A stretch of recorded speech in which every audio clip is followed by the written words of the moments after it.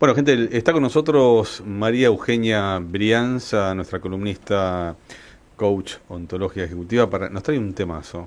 Vamos a estar hablando del reproche, ¿sí? De la queja constante muchas veces, ¿no? ¿Por qué? ¿Por qué no? ¿Por qué nos quejamos? Para vos, chiquito, que estás ahí en la cabina, que te quejas todo el tiempo. ¿Por qué te quejas cuando las cosas te van mal, pero también te quejas cuando las cosas te van bien? ¿Cómo andas, Mario? ¿Me estás escuchando? Hola, Ahora sí. ¿cómo? Yo los escucho, no los veo, Ah, bueno, pero bueno, bueno. no sé ustedes si me ven a mí. Tenemos muy, Buenas Perfecto. noches. buenas noches, Mario, tenemos perfecta.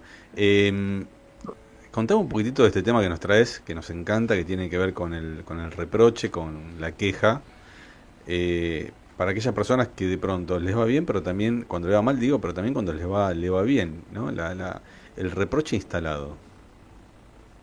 Ok. Mira, esto se me ocurrió mientras cuando terminé de ver el final de nuestra selección y que salieron subcampeones. Y me puse a pensar, bueno, está bien, cuando vos perdés es hasta esperable que te frustres, te enojes, te sientas mal, te des un montón de explicaciones y te las agarres contra vos y contra los otros. Pero, ¿qué pasa con los ganadores? También tienen arrepentimientos y se hacen reproches.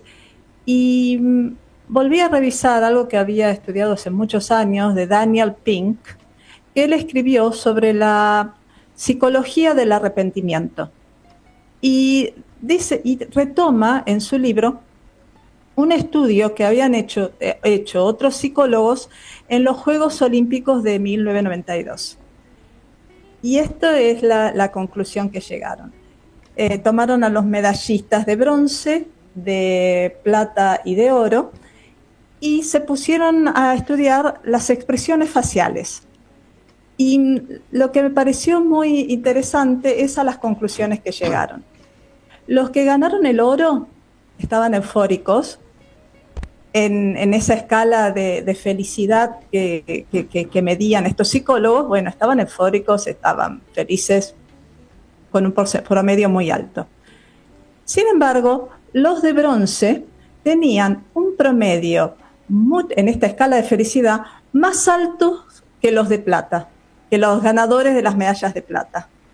Los de bronce tenían un promedio de alrededor de 7.1 contra los de los ganadores de plata, que eran de 4.8, creo.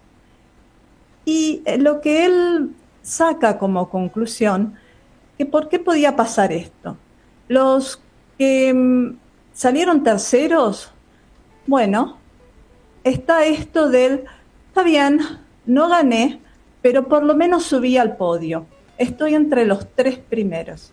Entonces los reproches que se hacían eran, sí, un poco por la ejecución, un poco por un montón de razones, pero el alivio que se daban a sí mismos diciendo, pero por lo menos llegué a tener la medalla de bronce, era muy importante y eso los tranquilizaba un montón. En cambio, los ganadores de las medallas de plata, lo que les pasaba era el casi lo logré, casi gané, casi lo alcancé. Y en el caso de ellos, decirte esto, casi lo logré, no generaba ningún alivio. Y parece ser que en nuestra cabeza es más importante generar alivio que no tenerlo. Y los reproches de los medallistas de plata estaban todos en relación a la ejecución, se daban durísimo. Se hubiera pegado con la derecha, se hubiera saltado 1 metro más, se hubiera arrancado un segundo antes, y se pegaban muchísimo con esas cosas. Los de las medallas de oro, esa Pink no habla, pero yo pude, a lo largo de haber escuchado tantas personas en las sesiones de coaching y también leyendo la Odisea de Homero, que ahora está de moda, que yo no vi la película, recuerdo que los ganadores, muy ganadores, también tienen arrepentimientos y se hacen reproches. Y hay una escena muy linda de la Odisea que parece que no la quiso filmar, que es cuando Odiseo, Ulises, se encuentra con Aquiles en el infierno, con el espectro de Aquiles. Aquiles fue el protagonista del otro poema de Homero, la Ilíada. Y cuando están ahí frente a frente en el infierno, Ulises le dice, mirá, vos fuiste ganador de todo, ganaste todo lo que se propuso ganar, Aquiles lo ganó en vida. Te honraron con gloria y honor durante toda tu vida y ahora estás sintiendo los beneficios de la gloria eterna. Y Aquiles le responde, mira, no es tan así. Si yo pudiera volver a elegir, elegiría ser un peón pobre y solamente trabajar la tierra antes de la vida gloriosa que tuve. Entonces, el otro costado del arrepentimiento y del reproche a veces de los ganadores y de los ganadores absolutos es el costo que les significó ganar todo el tiempo. Entonces, estas son las cosas que yo me puse a mirar estos días porque me llamó mucho la atención en Instagram, cómo, y también en los programas de televisión, cómo le preguntaban a los jugadores de fútbol. Los jugadores de fútbol de la selección se podían sentir como que pudieran sentir, porque sí, de hecho, perdieron ese partido. Entonces, todo lo que sintieron está válido. Pero también era cómo le preguntaban los periodistas. Y al día siguiente, cuando se vio después los festejos y en otros periodistas tomaron en otras partes del mundo cómo se había celebrado el regreso de la selección, todos decían, aunque Argentina no ganó, miren cómo lo celebran.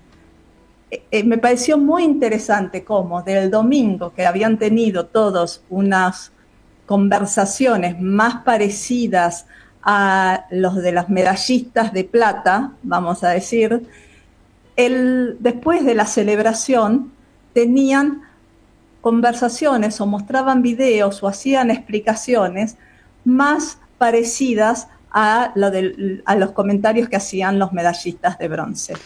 Interesante esto, Mario, por el peso de la gloria, ¿no? Un poco lo que estás comentando vos tiene que ver con ese costo, yo digo peso que tiene la gloria, que de alguna manera te posiciona. Hay que mantenerla después. Claro, en un exitismo, ¿no? En el éxito puro de que no podés salir segundo, porque si salís segundo del mundo en fútbol, nadie se acuerda, según dicen, del subcampeón, ¿no? Y importante e interesante lo que trae Mario, porque los periodistas, inclusive cuando dicen, bueno, a pesar de perder, mirá cómo festejan, no se ponderó en primera instancia, qué bueno salir subcampeón, qué bueno haber llegado nuevamente a otra final del mundo, haberse enfrentado a la selección que mejor jugó en este mundial, que fue España, y haber dejado todo en la cancha como para tratar de ganar este partido y ser recibidos de la manera, ¿no?, que la gente, que el hincha, que la sociedad los está recibiendo. Yo mientras te escuchaba y te quiero preguntar, vos como coach ontológica, hay un punto de encuentro entre la psicología y el coaching, que tiene que ver con esta cuestión que nos trae Mario del reproche, ¿no? ¿En qué lugar te posiciona el reproche? Desde la psicología tiene un punto de fuga que es llamar la atención. Viste que el que se queja todo el tiempo llama la atención. Entonces hay personas que, por un u otro motivo, necesitan ser vistas y necesitan llamar la atención y lo hacen a través de la queja permanente. Entonces lo logran, porque decís, bueno, a ver qué le pasa, vamos a ver. Entonces hay un llamado de atención. Y desde la ontología o desde el ser, del coaching, nos encontramos con esta cuestión del observador, ser víctima o protagonista, ¿no? Si te quejas todo el tiempo, te colocas en un papel de víctima, porque recién nos decía Rebeca, se reía, yo me quejo un poco porque quiero mejorar las cosas. Bueno, la queja que te permite después salir rápido y accionar, puede ser una queja que te permite... Constructiva esa queja. O que te permita mejorar quizás algunas cosas. Ahora, el que se queda en la queja, se queda en el papel de víctima. Y me parece que los dos aspectos tienen esta imposibilidad o posibilidad de evadir la responsabilidad, ¿no? Ser víctima me permite seguir echándole la culpa al mundo, seguir echándole la culpa al otro, ¿no? Nunca soy yo, ¿no? Y encima ser tenido en consideración, no importa por quejón o por lo que fuera, pero soy tenido en cuenta. ¿Qué opinas, Mario, vos de eso? La psicología, no me puedo meter con eso porque ellos, ya te digo, tienen toda una mirada de la construcción. Metete, somos argentinos. Claro, desde el coaching, cuando tu conversación se basa en la queja, el rol del coach es invitarte con preguntas para que vos puedas observar dónde te estás parando y la realidad que estás construyendo si solamente te quejas.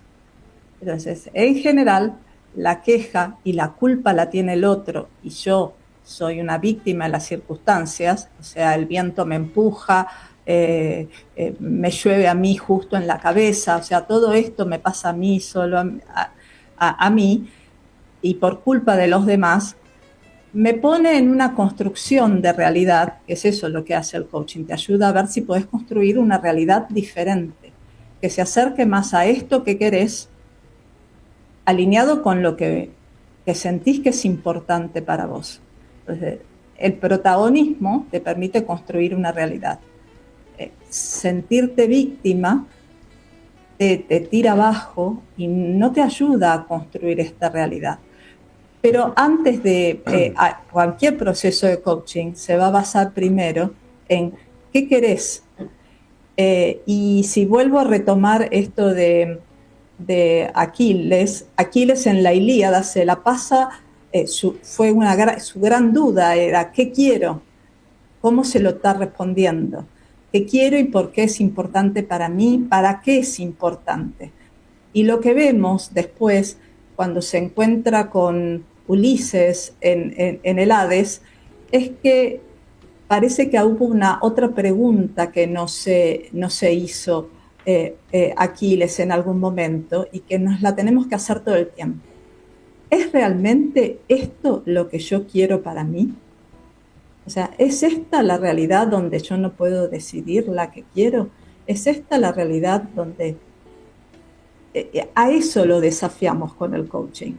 Es una invitación a hacerle esas preguntas a coaching para desafiarlo y correrlo quizás de un status quo donde se siente, o sea, víctima de las circunstancias. Todo lo demás tiene la culpa de esto que me pasa a mí. Muy importante. Ningún proceso de coaching pasa si la persona pide tenerlo. Es decir, si no siente que como lo está viviendo, hay una posibilidad de vivir mejor. Si vos siempre estás parado en un rol de víctima, difícilmente vayas a pedir ayuda a un coach, porque ese lugar es el que te cierra por todos lados. Y esto es bueno, ¿no? Tiene que haber una incomodidad. Claro, es cómodo, eso te iba a decir. Exactamente. Cómodo estar ahí. Sí. Y aparte lo interesante de dos palabras, ¿no? Una que dijo Mario, que es propósito. ¿Cuál es tu propósito? Identificar cuál es el propósito de vida, que pero seguramente... A veces no lo sabés. Por eso, ¿no? Y aparte no es el mismo... No tiene por qué quejarse. No es el mismo siempre, seguramente no siempre es el mismo. Y quizás haya personas que transcurren toda su vida sin descubrir cuál es el propósito. Lo cual a veces genera una frustración grande seguramente en no encontrar el motivo. Me parece que para cerrar un poco esta columna de Mario es pasar por la incomodidad que te hace crecer, la incomodidad que te permite entender. Esta pregunta que nos tiraba María Eugenia Brianza es muy estoica. Totalmente. ¿Para qué haces esto? ¿Lo que estás haciendo te representa? La respuesta es muy difícil a veces. Porque te lleva a esta incomodidad, contestar. Claro, y te lleva a esta incomodidad. Y a darte cuenta y a reconocerte en una propia insatisfacción de que no tenés idea a veces. Y que venís en automático también, claro, ¿no? No viene con una estás en piloto automático. Estás en piloto automático todo el tiempo, haciendo cosas que haces por cuestiones sociales, por cuestiones de impulso, porque no tenés ganas de preguntarte realmente para qué lo haces. Pero el crecimiento seguramente está ahí, ¿no? Está en esa propia incomodidad. Y quiero cerrar este programa agradeciendo también a María Eugenia Brianza, que nos trajo de su columna El Reproche. Salgamos de papel de víctimas para ser protagonistas de nuestro propio cambio.